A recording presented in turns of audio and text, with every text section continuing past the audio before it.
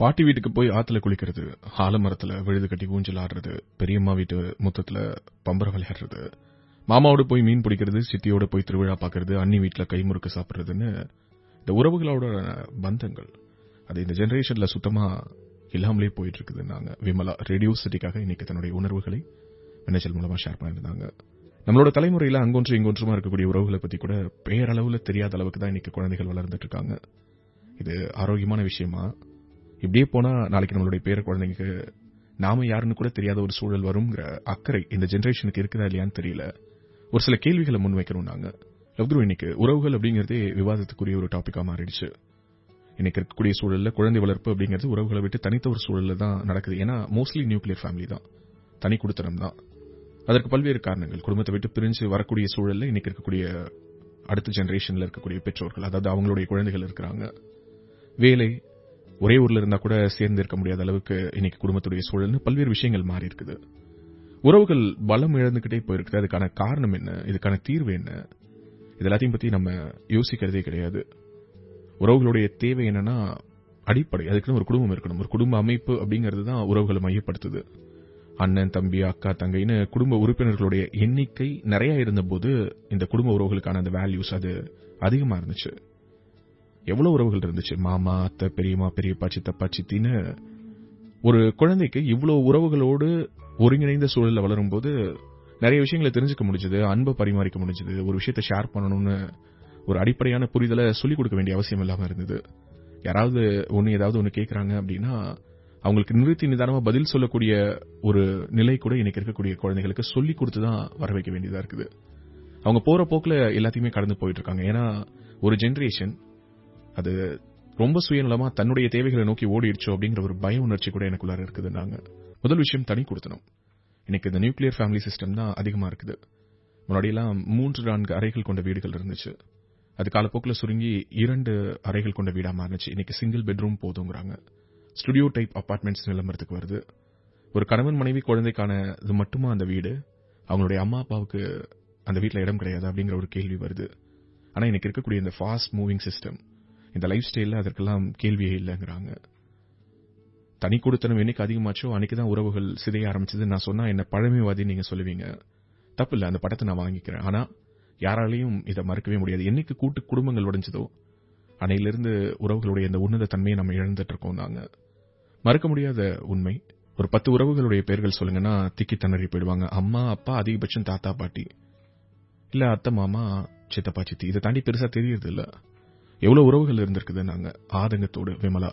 உறவுகள் சுருங்கினதுக்கு தனி கொடுத்தனம் மட்டும் காரணமான இல்ல, இன்னும் நிறைய காரணம் இருக்குது. அதுல மிக முக்கியமான ஒரு விஷயம் பொருளாதார சூழல்.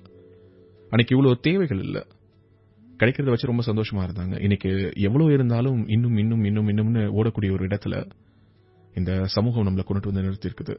அதனால கூட்டு குடும்பம் அப்படிங்கறதெல்லாம் சாத்தியம் இல்ல. அவங்கவுங்க வாயும் வயிறும் தனித்தனி அப்படிங்கிற மாதிரி எல்லாருமே பிரிஞ்சிட்டோம். ஆனா வாயும் வயிறும் தனித்தனியா இருந்தாலும் தொப்புள் கொடி ஒண்ணுதானே, இந்த உறவுகளுக்கான அடிப்படை ஒண்ணுதானே. இந்த கேள்வியை நம்ம மறந்துட்டோம், அல்லது நம்மளுடைய வசதிக்காக மறக்க அடிச்சுக்கிட்டோம். பொருளாதார சூழல காரணம் காட்டி இன்னைக்கு கூட்டு குடும்பத்தை வேணான்னு சொல்லக்கூடியவங்க நிறைய பேர் இருக்காங்க. அதன் காரணமாகவும் இங்கு உறவுகள் சிதையுதுன்னாங்க. ஒரு வித்தியாசமான மின்னஞ்சல், அதே நேரத்தில் இந்த காலத்துக்கு அவசியமான மின்னஞ்சலும் கூட. விளையாட்டா சொல்லுவாங்க, நாம் இருவர் நமக்கு இருவர் நாங்க, அடுத்தது நாம் இருவர் நமக்கு ஒருவர் நாங்க, அடுத்தது நாமே குழந்தை நமக்கேன் குழந்தைன்னு சொன்னாலும் சொல்லுவாங்கன்னு. கண்டிப்பா இங்க இந்த மக்கள் தொகை பெருக்கத்தை கட்டுப்படுத்துறதுங்கிறது அவசியம் தான். ஆனா அதே நேரத்தில் எப்போ இந்த ஒரு குடும்பத்துக்கு ஒரு குழந்தை அல்லது 2 குழந்தை அப்படிங்கிற அளவுக்கு இந்த குழந்தைகளுடைய எண்ணிக்கை சுருங்க ஆரம்பிச்சதோ அப்பையிலிருந்து உறவுகளும் சுருங்க ஆரம்பிச்சிருச்சுன்னாங்க. இவெல்லாம் பேசக்கூடிய வார்த்தைகளை கேட்கும்போது ரொம்ப சந்தோஷமா இருந்தது. என்ன பண்றீங்கன்னு. நான் ஒரு கல்லூரியில பேராசிரியரா வேலை பார்த்துட்டு இருந்தேன். இப்போ என்னுடைய 2வது மகள் பிறந்ததற்கு பிறகு வேலையை விட்டுட்டேன். உங்களுடைய நிகழ்ச்சி கேட்பேன், அதுல என்னுடைய உணர்வை ஷேர் பண்ணணும்னு தான் இந்த மின்னஞ்சலை எழுதியிருக்கேன்னாங்க. தொடர்ந்து பேசினாங்க.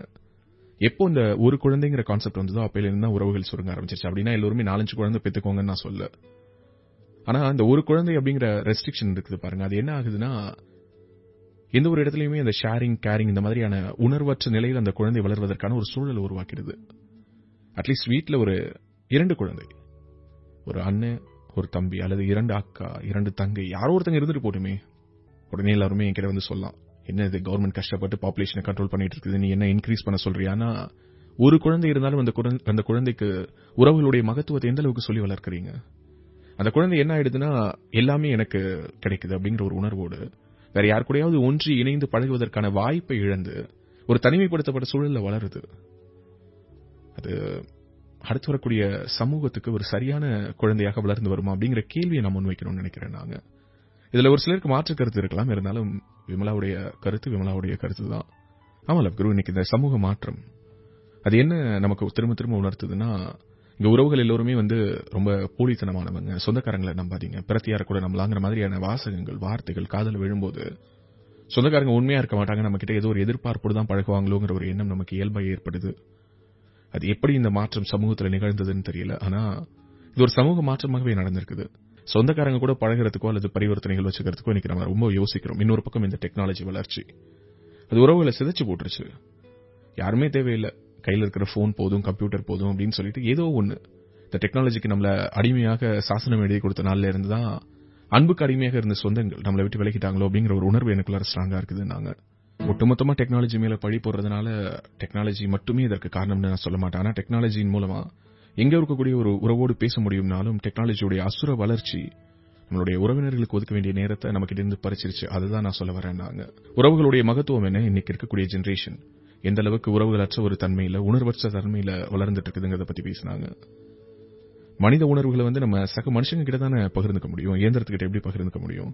நம்மளுடைய முன்னோர்கள் வாழ்ந்த வாழ்க்கையும் அவங்களுடைய அனுபவத்தையும் அவங்க சொல்ல கேட்டு அதற்கு பிறகு அதை ஒத்து வாழக்கூடிய ஒரு வாழ்க்கையை இன்னைக்கு இருக்கக்கூடிய தலைமுறை இழந்துட்டாங்க. கம்ப்யூட்டர் கேம்ஸ் ஆடுறாங்க, பாட்டி சொல்லக்கூடிய கதைகள் போயிடுச்சு. இன்னைக்கு நாம இயந்திரத்தனமான ஒரு வாழ்க்கை வாழ்ந்துட்டு இருக்கோம். ஏன்னா இயந்திரங்களுக்கு இடையில வாழ்ந்துட்டு இருக்கோம் இல்லையா? இதயங்களுக்கு இடையில வாழ்ந்த அந்த வாழ்க்கை இல்லாமல் போயிடுச்சுங்கிற ஏக்கமற்ற ஒரு சமூகமாக நம்ம மாறிட்டு இருக்கோங்கிறது தான் என்னுடைய ஆதங்கமா இருக்குது. நாங்க இதற்கான தீர்வு தான் என்ன? இவ்வளவு விஷயம் பேசுறோம் இல்ல, இதற்கு ஒரு தீர்வு இருக்கணும் இல்லையா? அதுதான் நான் கேட்டேன். இதுக்கு நீங்க சஜஸ்ட் பண்ற தீர்வு என்ன? தனி மனிதனா வாழ்ந்துடலாம் அப்படிங்கிற எண்ணம் அது இருக்கவே கூடாது.